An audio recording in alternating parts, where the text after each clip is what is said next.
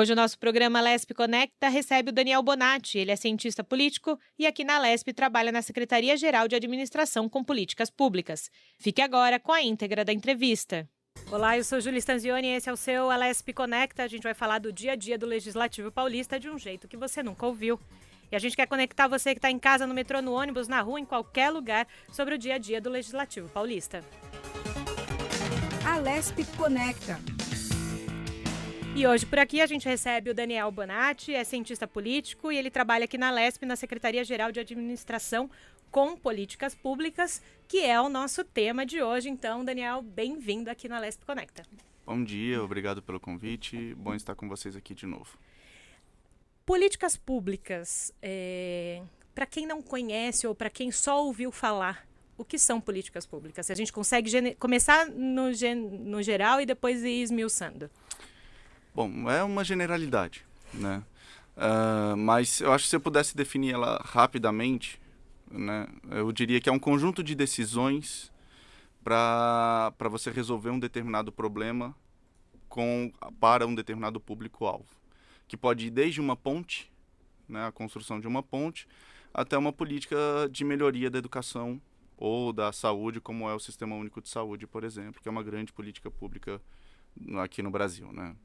E é uma coisa que a gente ouve muito aqui dentro da Casa Parlamentar, com as frentes parlamentares, às vezes a gente tem audiência pública justamente para discutir algumas políticas públicas. Então, é importante que a sociedade venha discutir, que fale sobre isso, é mais ou menos isso? Sim, é importante até porque a política pública é feita para a sociedade, né? E como eu estou falando de recurso público, o cobertor é sempre pequeno, eu tenho que saber de onde eu estou tirando o dinheiro, onde eu estou tirando o recurso do Estado, às vezes não só o dinheiro, né, o valor pecuniário, mas como também a atenção, o esforço do Estado, de onde eu estou tirando para favorecer quem. Não adianta, é inevitável. Alguém vai perder, alguém vai ganhar. O cobertor é curto, ou você cobra as pernas ou você cobra a cabeça. E esse debate ele é saudável porque para um critério de justiça, né? Às vezes você está descobrindo alguém que vai sobreviver sem aquele recurso para cobrir alguém que está no limite da vida. Uhum. Né? A discussão do Bolsa Família às vezes evidencia isso. Né? Eu estou dando dinheiro para quem? Né? Para quem realmente está no limiar da sobrevivência e precisa daquele recurso para poder se alimentar. E eu estou tirando de onde? Né? Então, e aí entra uma série de outras questões permeadas por uma discussão ideológica, Uhum. não no sentido pejorativo do termo, né, mas onde o Estado intervém, onde não deve intervir. E então a sociedade tem que estar presente para poder definir quais são os limites do Estado. Né? Não, nesse ponto aqui a intervenção do Estado não vai ser boa. Né? Talvez como empresário, para atuar, eu preciso de determinada licença para trabalhar. Uhum. Né? Por que eu preciso dela a priori ou depois, enfim. Então além do mais, é interessante por uma questão técnica. Né? O Estado ele é por si só generalista. É impossível você ter num corpo de funcionários, por maior que seja, a especialidade em tudo que tá se discutindo no país e tudo que o Estado tem que atuar. Então tem que trazer a sociedade para dentro do Estado, né? A sociedade civil organizada, os técnicos, a academia, para explicar para o decisor quais os ganhos, os benefícios e os custos, né? Os ônus e os bônus daquela ação. E aí tomar uma decisão mais qualificada. E dentro aqui da estrutura da Lesp, você trabalha com isso no seu dia a dia, como é que funciona para casa? Uma coisa, se eu estiver errada, por favor, você me fale, até para todo mundo poder entender. São 94 gabinetes, cada um, né, propõe a sua lei, que depois vai ser votada e tudo mais, discute aquilo com o seu grupo de atuação. Como é que a casa fala internamente sobre políticas públicas? Vocês têm uma linha de pensamento, têm um planejamento, como é que funciona isso internamente aqui? Se é que é assim, né? Por dois motivos eu vou correr o risco de ser fadonho, né? Eu trabalho numa parte eu preciso explicar bem, porque primeiro eu trabalho numa parte mais administrativa, né? A parte legislativa foge um pouco ao meu dia a dia. Então aqui eu falo mais numa questão abstrata do que de vivência. E segundo, porque eu acho que para entender o poder legislativo, você precisa entender a política pública toda como um sistema. Então a primeira premissa é, eu como Estado, eu só posso fazer aquilo que está previsto em lei. A administração pública só pode fazer aquilo que está previsto em lei. Então toda política pública, toda ação, execução do Estado, ela advém de um projeto de lei, de uma lei que foi votada no seu legislativo. Então, União, Estado, município, cada um nas suas atribuições, define o que o Poder Executivo vai fazer, né? E aí essa lei, como o Sistema Nacional de Saúde, por exemplo, é uma lei. Então, essa lei vai dizer quais são as atribuições daquele ente, quais são os limites de atuação daquele ente. Então, esses 94 deputados que estão aqui na casa, eles estão, no fim das contas, dizendo quais são os limites de atuação do Poder Executivo. E o Poder Executivo, dado aqueles limites, ele vai, como o nome diz, executar uma política pública, né? Por que é importante a gente retomar lá o conceito de política pública, né? Eu acho que tem 3 elementos que são essenciais. Existe uma certa divergência na academia, mas eu adoto política pública necessariamente é do Estado. Né? Isso daí, um dos conceitos vai te dizer isso, eu acho que é um elemento importante. O segundo, eu preciso saber qual é o problema que eu estou atacando. E o terceiro, o público-alvo. Então, eu tenho esses 3 elementos que eles vão ser debatidos e designar a prioridade do Estado. Então, é um problema hoje combater a pobreza? É. Agora, é muito fácil quando eu falo dos problemas separados, né? Porque eu falo, é um problema combater a pobreza. Mas, para combater a pobreza, eu vou ter que deixar de dar recurso, parte do recurso que é para o desenvolvimento econômico. Aí vem as pessoas que estão interessadas em se degladiar nesse cenário, né? Que é o Poder Legislativo, para dizer o que é prioridade. Não, se eu investir no desenvolvimento econômico, naturalmente eu vou combater a pobreza. E aí você vai ter a definição da política pública a partir da lei que foi votada aqui. E aí o Executivo vai ter os seus limites e saber o que ele prioriza na hora de desenhar o seu programa governamental.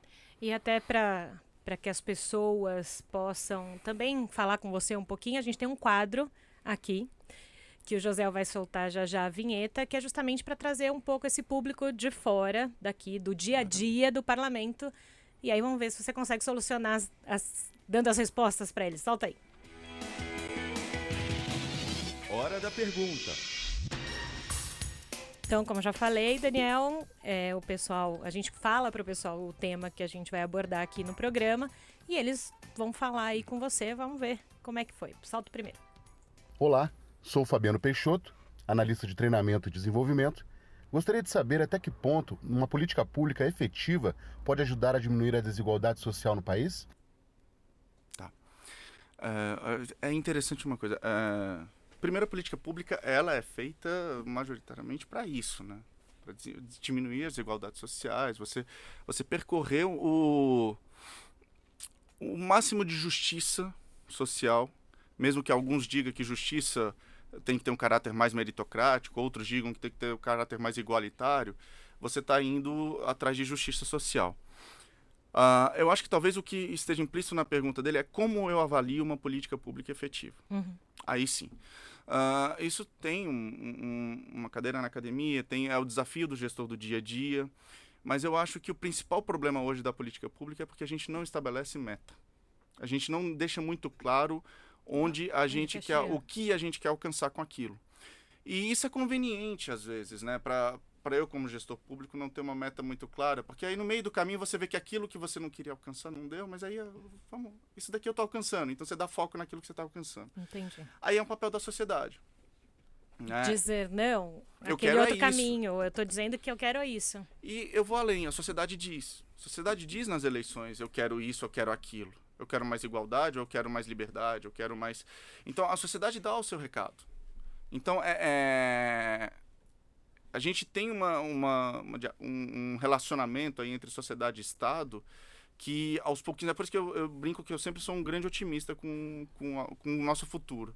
Porque essa relação funciona, ninguém para. A sociedade cobra, o Estado responde, com isso as regras do jogo vão mudando, as políticas vão sendo implementadas. E quem vence nesse jogo é quem tem a maior capacidade da sociedade de perceber os movimentos políticos para fazer valer o seu interesse, sociedade civil organizada, seja empresário, seja o grupo de agricultores da agricultura familiar, etc. E o político que vence é aquele que entende melhor os movimentos da sociedade e se posiciona melhor. Então, consequentemente, você vai crescendo. Eles sabem fazer avaliação pública, eles sabem fazer avaliação dessas políticas públicas de efetividade. Né? Porque eu só consigo ganhar o voto se eu tenho um alcance do eleitor, daquele eleitor que eu estou procurando. O que eu acho que falta? É como eu comunico isso para o todo. Porque eu, como parte de um grupo, por exemplo, suponhamos que eu fosse um agricultor do interior do estado de São Paulo. Né? Possivelmente, a política de mobilidade da capital, eu não estou atento a isso. Mas, eleições passadas foi o grande mote. E aí eu preciso, como sociedade e como Estado, essa pessoa vai ter que participar do debate. Como ela participa, que informação que ela recolhe, quem que ela vai eleger. E aí essa pessoa precisa saber o todo. Ele talvez não esteja tendo tanto recurso, porque eu estou priorizando uma política de mobilidade, de infraestrutura, etc. E aí ele vai avaliar, no médio e longo prazo, esse agricultor, eu quero meus ganhos imediatos, porque senão eu não vou sobreviver, ou eu topo que ele invista lá, porque eu sei que no médio e longo prazo eu vou dar uma vida diferente para os meus filhos, meus netos. E aí a gente puxa um gancho, que a gente está vivendo agora um momento das reuniões de orçamento do Estado para 2020, já foram quase 19 reuniões, enfim, termina daqui a pouco. E isso é importante, que as pessoas apareçam nesses locais para falar qual a demanda que gostaria para suas regiões, porque vamos falar em São Paulo. São Paulo é muito grande, o que acontece aqui não acontece dali 200 quilômetros, dali 400 quilômetros, lá no fundão do Estado. Então, assim, a gente está falando de política pública, a gente está falando da sociedade intervir naquilo que acha que é importante para ela, e é um momento da sociedade falar. Sim. Eu acho que é uma bela iniciativa. As audiências públicas, tanto do orçamento quanto dos projetos temáticos, é onde a democracia acontece. Né? É onde você vê eu como cidadão, estou vivendo a minha vida lá, acordo 8 horas, vou trabalhar, volto, tenho meus hobbies ou meus afazeres depois do trabalho. Eu tenho um espaço para poder fazer minha voz valer. Mas eu acho que a gente está caminhando para uma democracia um pouco mais participativa. Eu acho, vem o conflito e depois as coisas vão depurando, né? Hoje a gente se sente parte desse palco gigante que é a produção de leis, que é a produção de decisões no executivo, etc. Mas a gente está começando a perceber também que faz diferença você participar do condomínio do teu prédio. O que muita gente não gostava de fazer. Confesso que eu não gostava, mas é essencial para depois você reivindicar aquilo lá que não foi feito. E é legal porque hoje as pessoas estão percebendo que é essencial. Tem um teor de indignação maior, de você querer participar, saber para onde vai o dinheiro da reforma, por que eu tô constituindo um fundo de reforma se não tem reforma por vir, etc. Então, acho que isso está sendo o mais...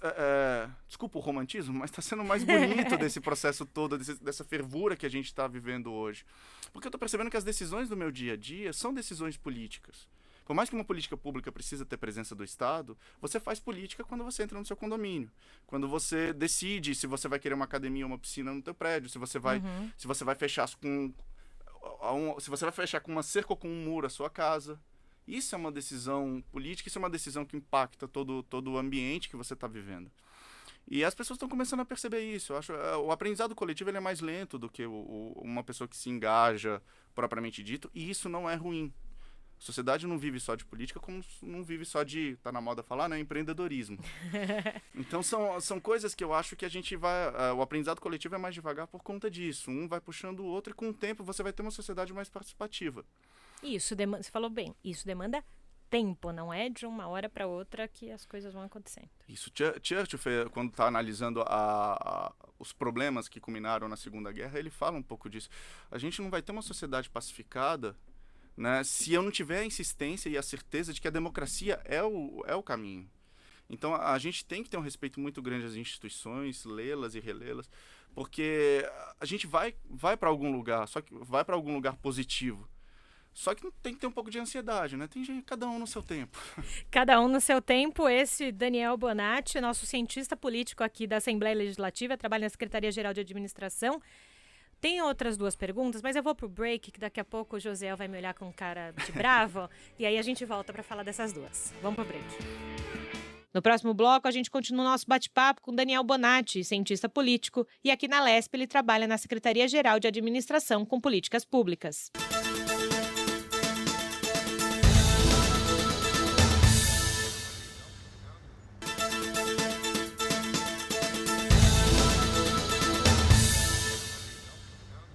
Voltando com a LESP Conecta, conversando com o Daniel Bonatti, falando sobre políticas públicas, ele que trabalha na Secretaria-Geral de Administração aqui da LESP. Estamos de volta com o nosso Alesp Conecta. Eu sou Júlia Stanzioni e a gente está recebendo aqui hoje o Daniel Bonatti, que é cientista político. Ele trabalha aqui na Assembleia Legislativa de São Paulo, na Secretaria-Geral de Administração, e a gente está falando sobre políticas públicas. No bloco anterior ficaram 2 perguntas aqui do pessoal que quer saber um pouquinho mais sobre o tema. Então, Josiel, já manda a segunda aí para o Daniel. Oi, tudo bem? Sou Amanda Nascimento, universitária, e quero saber se, no momento em que todos defendem suas visões políticas e econômicas de um jeito tão particular, não seria importante que políticas públicas fossem pautadas pelo diálogo e respeito nos debates? Não seria mais justo? O bom é que a pergunta ela vem sempre impregnada de um monte de conceitos, de disputa. O contexto, né, enriquece a pergunta. Eu acho que vale a pena discutir uma coisa. O Estado é um espaço em que vários grupos estão dialogando, né? A forma do diálogo eu vou deixar um pouco de lado, porque eu acho que isso reflete muito padrões e comportamentos da sociedade. Mas eu acho que a política pública por si só, por excelência, ela é o ponto final de um grande debate da sociedade em que diz qual é a minha prioridade. E aí nós temos uma série de instituições para funcionar. A gente acabou de citar a audiência pública aqui do orçamento.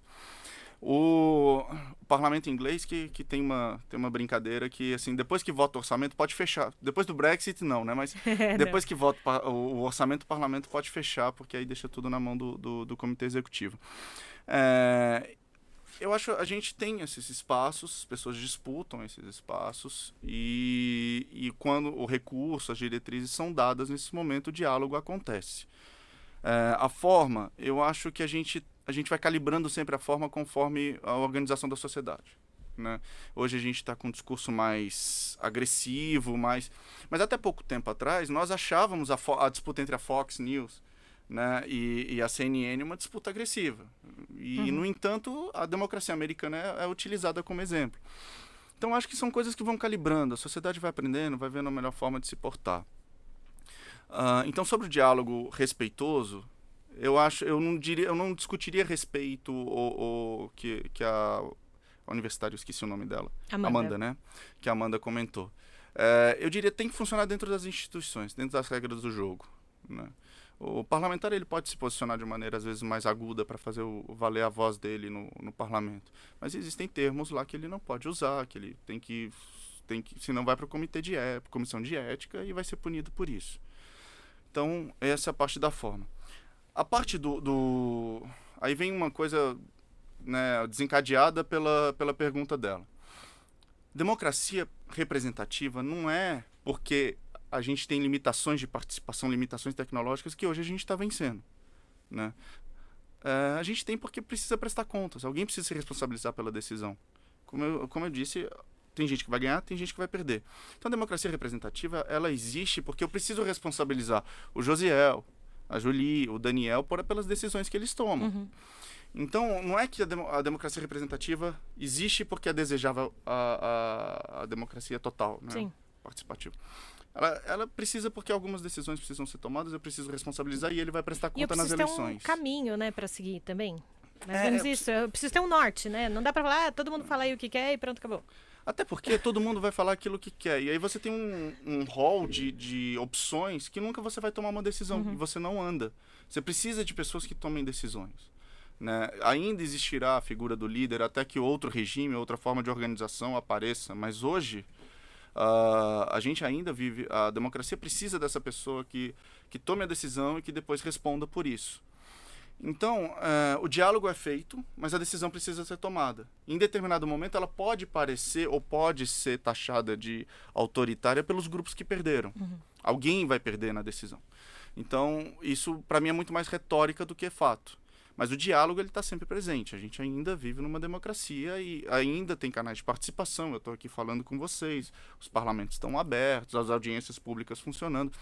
Então, acho que entender essas instituições talvez faça com que você perceba que você ainda tem voz, o diálogo ainda existe. E a política pública ela é definida assim. Você vê como o Sistema Nacional de Saúde funciona, que são os comitês, cada um com suas atribuições para tomar decisão sobre a distribuição de recursos, inclusive sobre a execução, isso deixa bem mais claro. A última aí, o pessoal, vamos ver o que tem para falar. Olá, eu sou o Léo Burg. Eu gostaria de saber se o baixo índice de mulheres no Congresso afeta na falta de criação de políticas públicas específicas para as mulheres. Já foi para um outro caminho. Não, mas eu acho, isso é legal a gente, esse tipo de pergunta é interessante porque eu não faria sequer essas perguntas há 15 anos, há 20 anos, né? As minorias entraram na pauta. E uns vão dizer que de maneira exacerbada, outros não, mas enfim.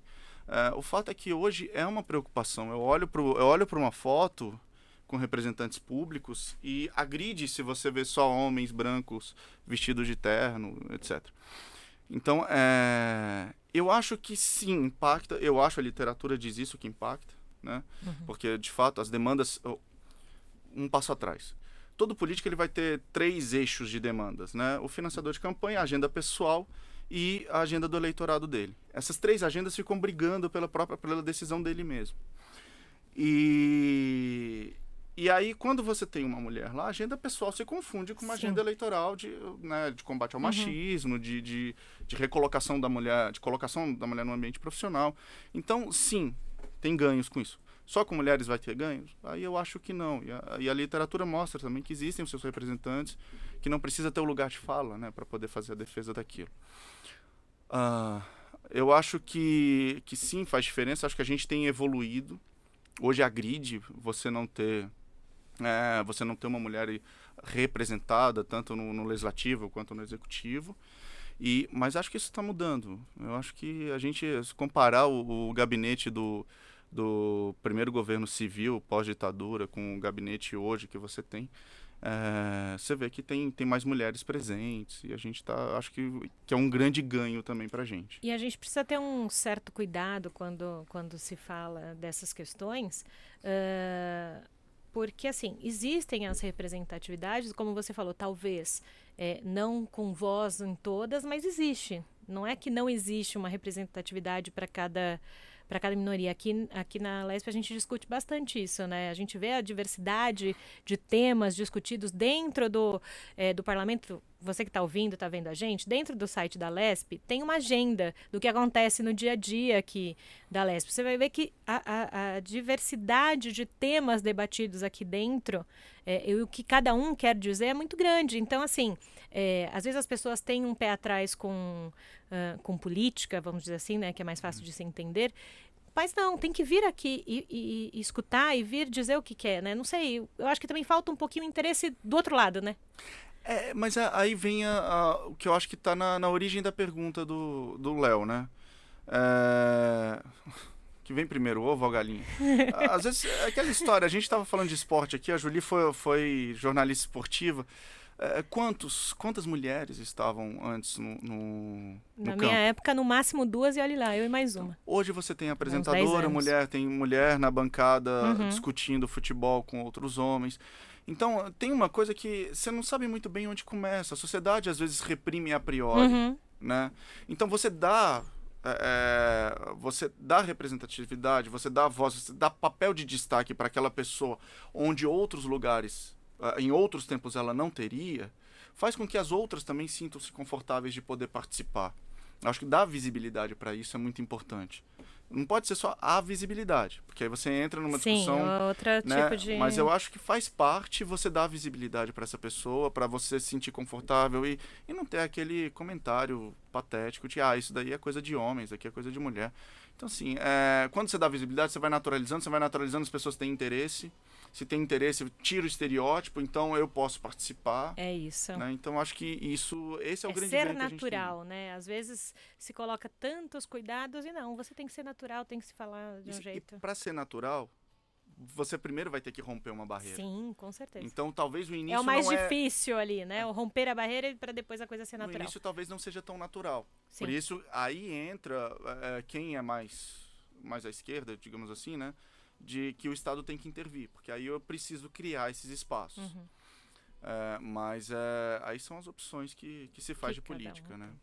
Muito bem, esse Daniel Bonatti, nosso cientista político aqui da Alesp, contando muita coisa importante para vocês. Você sabe, tá dando uma aula aqui pra gente, né? Vou chamar ele de professor Bonatti. Gostava? Professor Bonatti. Quando a gente tá de afeto ao público assim, você nunca sabe, né? Professor Bonatti, tá bom, vou diminuir o tom professoral. Não, mas olha só, não foi uma crítica. Tô falando Tô que é brincando. legal pra gente escutar. Então, pra gente quebrar esse clima, aquele nosso quadro, que é muito bacana pra gente conhecer um pouquinho mais do Daniel.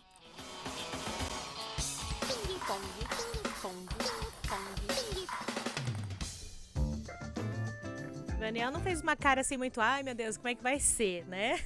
Mas acho que ele já passou por uma experiência em um outro programa que ele tomou um susto primeiro, falou, ai meu Deus, o que vão falar de mim? Mas Eu tudo tô bem. mais acostumado. Agora já tá um pouquinho mais, tá mais soltinho, não tá, José? Tá mais falando e tal. Já até contou que eu fui jornalista esportiva, né? Você viu? Já cantou a bola aí. Vamos lá então. Quem é Daniel? Ixi. Super fácil essa. Bom, o trabalho ocupa muito, né, muito da minha vida, não só do tempo. Então eu diria que é um servidor público por vocação e apaixonado por esporte. Ah, pá, então esporte, eu fiquei sabendo que a pessoa faz natação, agora quer correr. Como é que é isso? Vida de atleta depois da Lesp? Eu tenho depois, na verdade antes, né? Como entra mais tarde aqui um pouquinho. Ah, ele dorme um pouquinho mais que a gente, queria dizer. Não tem hora pra sair. Não tem né? hora pra sair, é verdade. Aí eu gosto muito de correr, gosto muito de nadar. Meu momento de meditação é aquele. E depois que eu aprendi a fazer travessia, nem se fala.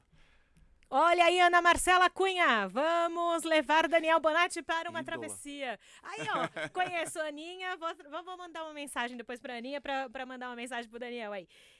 Um livro. Bom, na última vez que você me perguntou, eu recomendei A Revolta de Atlas, né? Eu vou ser um pouquinho mais leve agora. Eu gostei uns quadrinhos do Guy Delisle, que eu já li o Jerusalém dele, mas tem uns outros que são muito bons também.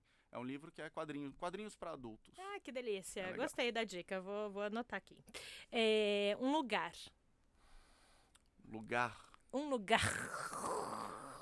Qualquer lugar diferente para conhecer. Qualquer lugar diferente pra conhecer. Qual foi o último que você conheceu? Qual lugar diferente que você conheceu? Ah, assim que é legal de contar foi... É melhor ser legal de contar, né? É bom. Eu fiz uma viagem pro Sudeste Asiático, eu fiquei apaixonado pela Tailândia. Nossa, gente, deve ser incrível mesmo, né? E eu não vou me prolongar aqui, porque senão daqui a pouco a gente estoura e aí o José já tá me olhando com uma cara assim, brava. Mas rapidinho, a gente teve um outro convidado que falou que gostava de ópera. Qual que é a sua playlist na corrida? Playlist rock. Rock? Os tiozão do rock. AC/DC, Rolling Stones. Então na próxima, Daniel vai cantar rock e o Vinícius vai cantar ópera. Já tá definido aqui o próximo. Vamos saber que eu vou me adoecer. Engraçado, viu? Então vamos pra última pergunta aqui antes que a gente estoure.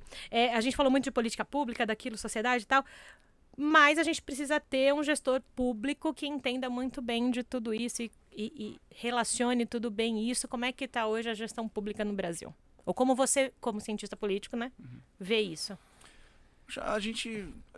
As instituições passam por provas de tempos em tempos, né? E aí eu acho, às vezes a discussão foca muito no político. A nossa burocracia está cada vez mais forte se organizando, formas de prestação, de serviço público. O fato da privatização ser um debate tão acalorado como recentemente faz com que a gente cresça na gestão pública. Então, e a produção acadêmica, a gente tem escolas muito fortes que estão se preocupando com isso, né? Recentemente eu fui fazer um curso sobre Lei Geral de Proteção de Dados e por mais que o Instituto seja voltado para o mercado, eles não esqueceram de falar do público. Então, a agenda da gestão pública ela tá presente, a gente está construindo... Você vê que ela está cada vez mais forte. Então, você pergunta como está a gestão pública hoje. Eu acho que a gente está caminhando a passos largos para ter um Estado consolidado. É bom que tenha uma gestão pública forte para que nenhum aventureiro que porventura venha ganhar eleições possa fazer grandes mudanças que prejudiquem a população. Então acho que a gente está com um estado consolidado, mas sempre com uma vista para melhorar, né? Muito bem, a gente termina por aqui a nossa aula do professor Bonatti, no bom sentido. Falamos com o Daniel Bonatti, que é cientista político, trabalha aqui na Assembleia Legislativa e trouxe coisas muito importantes aqui pra gente. Dani, obrigada. Quero você mais aqui para falar de outros assuntos. Espero que você volte, mas a gente não deixa você cantar não, né? Por favor, pelo bem de quem escuta a Rádio Alesp. Valeu, Dani. Obrigada, viu? Obrigado, viu? Então, falando de quem faz o Alesp Conecta, apresentação Júlia Stanzioni, mesa de som José Alcândido e Roberto Dias, coordenação da Rádio Alesp Fabíola Altran, diretora executiva Lilian Busato, diretor de comunicação Matheus Pérez Granato. Eu fico aqui. Até mais. O Alesp Conecta de hoje conversou com o Daniel Bonatti, especialista em políticas públicas, que trabalha na Secretaria-Geral de Administração daqui. Até o próximo Alesp Conecta.